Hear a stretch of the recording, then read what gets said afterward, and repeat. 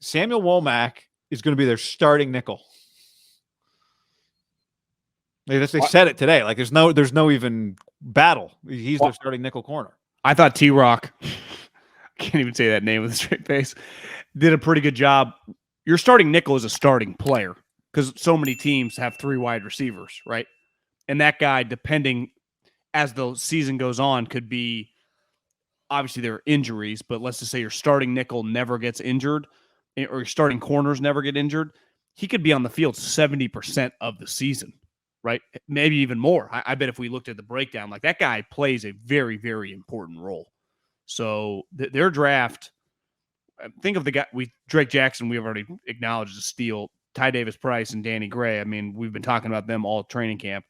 Burford probably talking about the least, just given that he's a guard, but he's a starting guard, and they got their starting nickel in the 5th round. Like, none of these guys have played a regular season snap, but to have a team that just went to the NFC Championship game, if you would have told me going into the draft, how many guys are they going to draft that are going to play for their upcoming team, I would have put the number at like 2.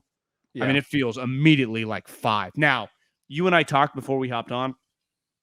If you told me Danny Gray is in sweats week 1, very believable. Like, I don't know when Danny Gray is going to play. And same thing with Ty Davis Price. I think he's going to be the backup. It's not like Juwan Jennings is having a great camp. Doesn't it feel like Kyle kind of likes Danny Gray? Maybe not Brock Purdy level, but I think they're kind of the offense. It might be Brock Purdy level. I think they like him. And Danny Gray has the same kind of Brock Purdy vibes to me, where it's just you put him on the field and he just goes and plays football. Yeah. Playing against the 1s, playing against the 3s, he just goes and balls. Well, he makes catches in practice. He makes catches here. Unfair to Danny Gray. I mean, he was drafted much higher than Brock Purdy. I'm just saying, like, he was playing against some 3s today and just was loving life. I agree. All 5 of the guys, I mean, multiple guys. Drake Jackson, he's not going to start, but that's more just, I mean, one of the best units in the league is the 49ers defensive line. And ultimately, I bet, who knows, the snap breakdown, could he eventually kind of be the starter, like Andre Iguodala style? Maybe he doesn't come out with the 1s, but Drake Jackson gets more snaps than the other 2 guys that he rotates with, Hyder and, whoever ends up being the starter. And Bosa comes out. It's like, that's the thing with linemen, right? Like, Bosa is not just every single snap. Like, he's going to get rest. You just kind of rotate them all. Yeah, and it'll depend, like, how many 3rd and long, like, it'll depend on, Menahu. Their draft, I would say, through the preseason is the best draft that they've had. Well, John, here's the other thing. It's like, just given how good their team is and how fast all these guys are playing, I think it's pretty nuts. Right now, obviously Kittle and Bosa, they've had, I'm not saying they haven't had great drafts, but those guys, like Kittle came to a shitty team. Fred Warner came to a shitty team. Bosa was the number 2 pick in the draft. These guys are all coming to a team that just was winning in the NFC Championship game, and they're all fucking, half of them are starting. Here's the other thing. Charvarius Ward hurt. Emmanuel Mosley, coming back? I mean, neither Mosley or Ward, the Charvarius injuries seem serious, and at this point, it seems like they'll be back week 1 without a problem. Jimmy Ward is out at this point in time, right? We'll see. Did you see Kyle's comments? I just had to be watching the press conference. He kind of said, like, it's a bad hamstring injury, and he is no lock to be back for the Bears game. I didn't hear that, but the way that I heard Greg and T-Rock talking about it, it was clear that it was a real injury. So you're starting nickel, and one of the things today was Womack was going to play outside a little bit later in the game. Your starting nickel is just how many guys. Your starting nickel just might end up being one of your best cornerbacks, right?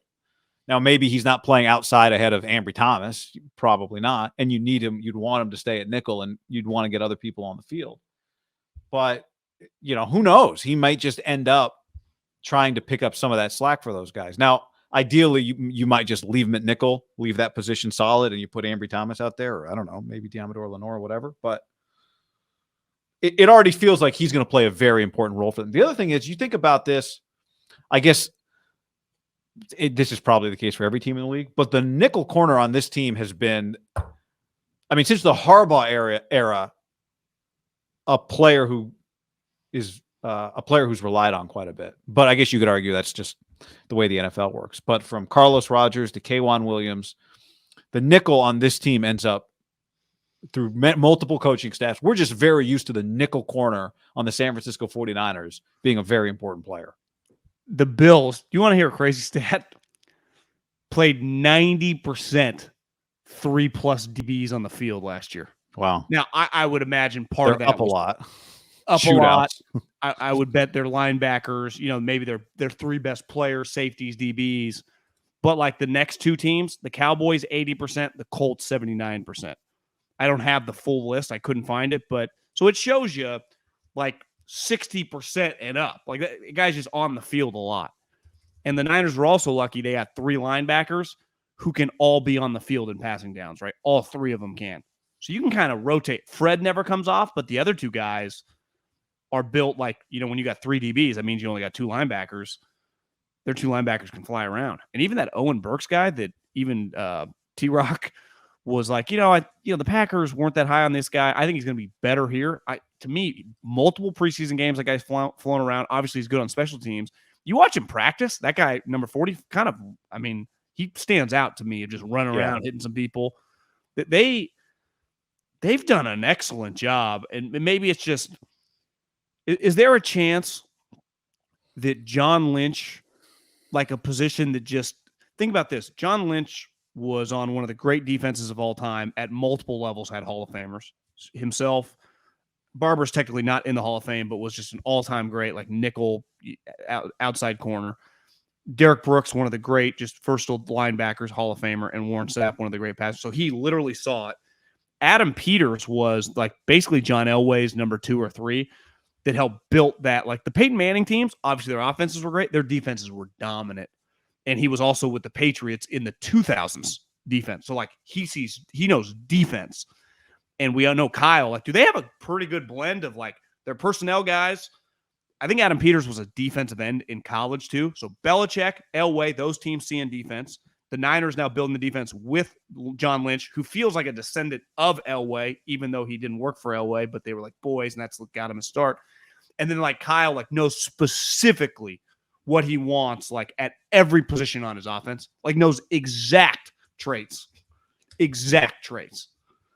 I'm not saying that doesn't mean they don't miss sometimes. Like we'll see with Aaron Banks if that's felt like a little bit of like a need stretch that might not work out. Only time will tell. Where Burford was like much more natural. It was like, this guy's a tackle, but actually we love him more at guard. We love the athleticism. Boom, plug and play. We're off and running, right? Ayuk, Debo, just like boom, plug and plays. The Kittles, all the running backs plug and plays. And even when they miss, like whatever, we have another guy because we fucking if we miss on 1 out of 5, we're hitting on the other. At minimum, 3 out of the 5 are good players, so we're always good. Juice, boom. Like they just have Kyle's understanding, and I think John Lynch has really turned in. I'm just giving him the credit. Obviously it's a collaborative effort, but their understanding of these defensive players. So John Lynch played for Monty Kiffin, obviously, who I would say in the last 30 years of the NFL, there's just some names that you think badass defense, and Monty Kiffin's on that list. Monty Kiffin's defenses from 1996 to 2008 were top 10 in points every year except one. 96 to 08. That's multiple NFL eras. 96. I'll just read you his defensive points per game rankings. 8th, 2nd, 5th, 3rd, 7th, 8th, 1st, 4th, 9th, 8th, 21st, 3rd, 10th. Took 4 years off, came back, coached the Cowboys for a year. They were 26, retired. Yeah. Remember, he got a little weird with the Cowboys and then even Lane. Yeah. But he was old. He was old. From 96 to 08, he was the Bucs DC. And they were legit basically every year. Wouldn't you say in the profession of football, having a defensive coordinator job with like multiple different head coaches is pretty rare at that length too? Yeah. Feels like him and Dick LeBeau. Like you're going over a decade, one place coordinator. That's not. Everyone's like, it's like moving in. There's already furniture here. Love it. Beautiful, expensive stuff. Don't need to touch a thing. Yeah, I'll take it.